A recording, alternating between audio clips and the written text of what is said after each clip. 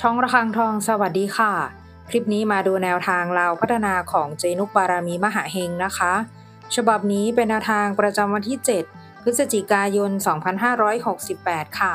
แนวทางลาวพัฒนาวันนี้เจให้เด่นที่3ฟันที่3นะคะชุด2ตัวเน้น39ชุด2ตัว30 36 32ชุด3ตัว2 3 4แนวทางโดยเจนุกบารมีมหาเฮงค่ะ